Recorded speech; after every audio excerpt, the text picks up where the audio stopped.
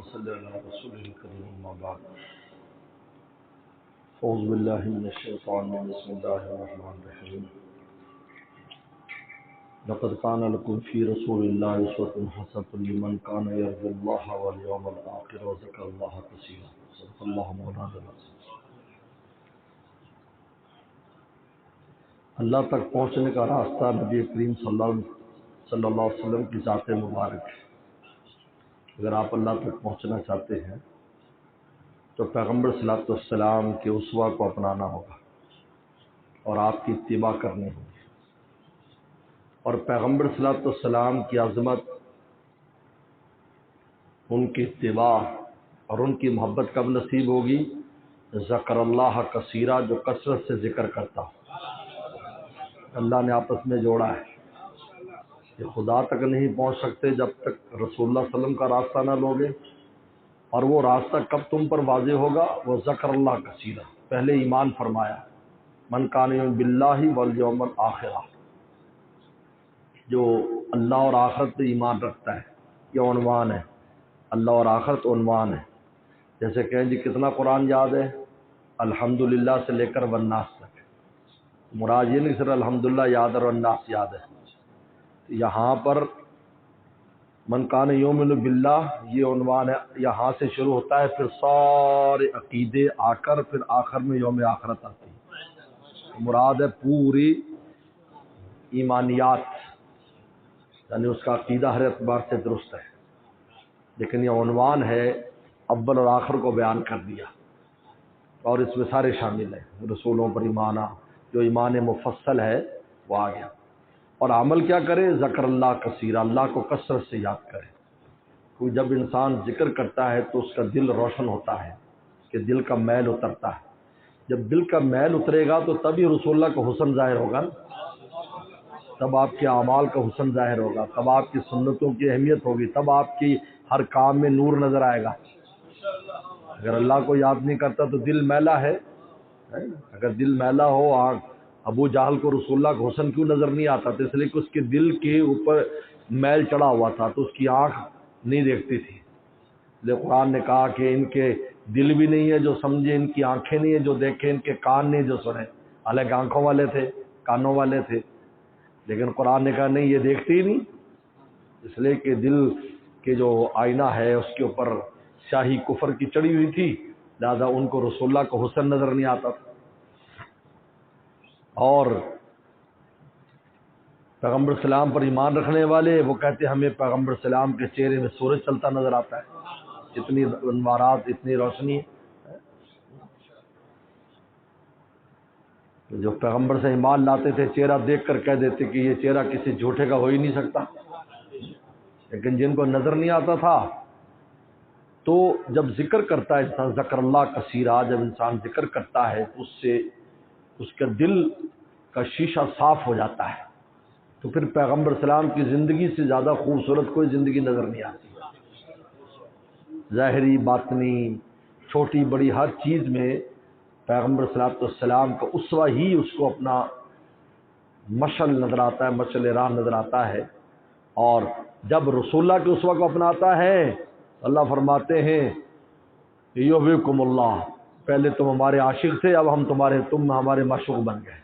اب اتنے اونچے مقام پہ چلا جاتا ہے، مقام عاشقی سے نکال کر مقام معشوقی میں لے جاتے ہیں۔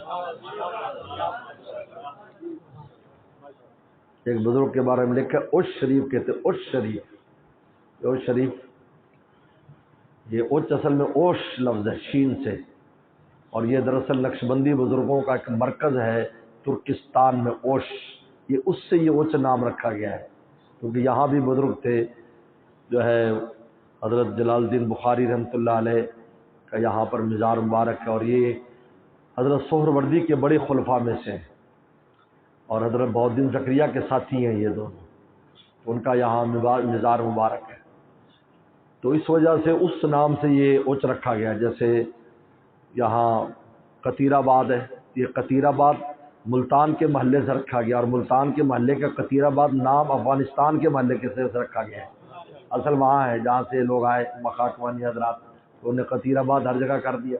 یہ اس کے وہ ہے، تو شریف میں تھے، غیر خوب اللہ تعالیٰ محنت کرتے تھے اللہ کو حاصل کرنے کے لیے، اور اللہ کے عاشقوں میں اور رسول اللہ کے عاشقوں میں۔ تو ایک رات خواب میں پیغمبر اسلام کی زیارت کی، انہوں نے کہا کہ یا معشوق اللہ، اے اللہ کے معشوق، یہ کہا۔ تو حالانکہ انہوں نے تو خواب دیکھا، کسی کو بتایا نہیں۔ جب صبح باہر سڑک پر نکلے تو لوگ کہتے تھے حضرت معشوق صاحب کیا حال ہے، حضرت معشوق صاحب السلام علیکم۔ انہوں نے کہا بھی میں نے تو کسی کو بتایا نہیں، لیکن اللہ نے دو لوگوں کے دلوں میں ڈال دیا، ان کا نام ہی معشوق پڑ گیا، لہٰذا ان کو معشوق کے نام سے یاد کیا جاتا ہے۔ بہرحال تو ذکر اللہ کثیرہ، تو اللہ تک پہنچنے کے لیے رسول اللہ کو اسوا اور راستہ اور اتباع، اور اس راستے کے واضح ہونے کے لیے اللہ کا ذکر کی بندی کریں، ذکر کریں، تاکہ دل کا آئینہ جتنا صاف ہوتا جائے گا اتنا پیغمبر اسلام کا حسن واضح ہوتا چلا جائے گا۔ حدیث شریف میں آتا ہے، صحابہ کرام فرماتے ہیں جب نئے نئے کوئی آتا تھا تو رسول اللہ کی ہیبت کی وجہ سے وہ مرعوب ہو جاتا تھا، لیکن اذا خالتہ، لیکن جب رات دن آپ کے ساتھ احبہ، پھر اس کو اتنا عشق ہو جاتا تھا کہ جان دینے کے تیار ہو جاتا تھا۔ کہ آپ پر روب تھا، آپ کے حسن میں روب شامل تھا، یاد رکھو۔ یوسف السلام کے حسن میں روب شامل نہیں تھا، ہر ایک ایسے دیکھتا تھا، ایسے گور گور کر دیکھتا تھا، ان کو فوراً عاشق ہو جاتا تھا، لیکن آپ پر نگاہ ٹکانا ہی آسان نہیں تھی، سوائے سیدنا صدیق اکبر رضی اللہ تعالیٰ عنہ اور سیدنا فاروق اعظم رضی اللہ تعالیٰ عنہ کے علاوہ کوئی نظر بھر کے رسول اللہ کو دیکھ نہیں پاتا تھا۔ کنکھیوں سے دیکھتے تھے، ایسے کر کے دیکھتے تھے، ایسے لگتا تھا کہ آپ کی جو تاب ہے، نور کی تاب اور تجلی، وہ ہماری نگاہوں کو جلا نہ دے، یہ کیفیت تھی۔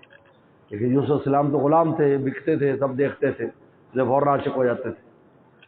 لیکن یہاں جو عاشق ہوئے تو ام عائشہ فرماتی ہے لواہی زلیخا لورین جبینہ، زلیخا کی سہیلیاں اگر میرے محبوب کی پیشانی دیکھ لیتی، لا اثرن بقتل قلوب علی الیدی، تو ہاتھ نہ کاٹتی، سینے چیر لیتی، گردنیں کٹا دی اپنے، گردنیں کٹا دی، گردنیں دینے کے لیے تیار ہو گئے۔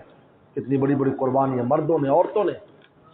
سمیہ جیسی خاتون، عورت کتنی کمزور، اسلام میں پہلی قربانی رسول اللہ اور اللہ کے عشق میں انہوں نے دی ہے، عورت نے دی ہے قربانی۔ اور کتنی عورتیں جو اس طرح شہید ہو گئی، ماری گئیں، اور شہادت قبول کر لی، رسول اللہ کا کلمہ نہیں چھوڑا باوجود کمزوری کے۔ یہ عجیب بات ہے۔ یہ کہتے ہیں کہ ایک خاتون آئی تھی وسلم کی خدمت میں، اس زمانے میں جب صلح حدیبیہ ہوئی، تو صلح حدیبیہ میں جو الفاظ لکھے ہوئے ہیں وہ الفاظ لکھے، اگر کوئی آدمی، رجل، لفظ رجل ہے، رجل، اگر کوئی آدمی آپ کا، ہمارا آپ کے پاس آئے گا اسلام قبول کر کے تو آپ اس کو واپس کریں گے، یہ بڑے خطرناک قسم کی شرط ہے۔ تو آپ نے اس کو رخصت کر دی، چنانچہ اسی وقت بھی کئی آئے، واپس کر دیا، بہت ظلم و ستم ہوا۔ تو وہ پہلی عورت ہجرت کر کے آئی وہاں سے، پہلی عورت مدینہ شریف آئی، تو پیچھے سے اس کے بھائی آ گئے، انہوں نے کہا واپس کریں۔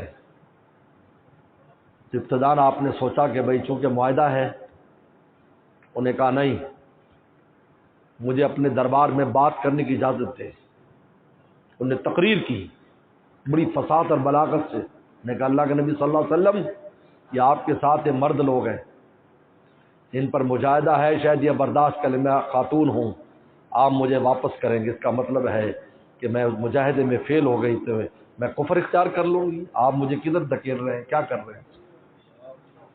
ٹھیک ایسا بیان کیا اس نے، سب رونے لگ گئے، وسلم پر ایسی کیفیت طاری ہوئی، فرمایا معاہدہ لاؤ، تو اس میں لفظ رجل لکھا تھا، انہوں نے کہا دیکھو بھائی تم نے آدمی لکھا رجلن، یہ امراتن ہے، حالانکہ میں یہ بھی لکھ سکتے تھے کہ کوئی آئے، اذا جاء احد، کوئی آئے، تو احد میں تو عورتیں بھی شامل ہیں، لیکن رجل لفظ نے فرمایا یہ اللہ کی طرف سے غیبی نظام ہے کہ انہوں نے خود رجل لکھ دیا کہ امرا نہیں ہے۔ اس کے بعد سورہ ممتحنہ نازل ہو گئی کہ جب یہ ایمان والی مومنات آئیں ہجرت کر کے، بس ان کا امتحان لے لیں، بھی تم اللہ رسول کے لیے آئی ہو، کہاں، بس پھر واپس نہیں کرنا کافروں کو، ان کو بس یہ ادھر ہی رہیں گے۔ کیا عجیب بات۔ چلو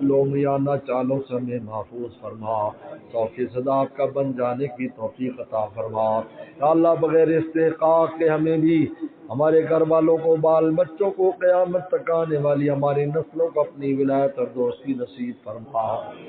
یا اللہ ہمارے متعلقین متعلقات جہاں بھی پورے عالم میں ہیں، یا اللہ حاضرین حاضرات غائبین غائبات سب کو تو اللہ والا فرما، ان کے اولاد کو اللہ والا فرما، قیامت تک کی نسلوں کو اللہ والا فرما۔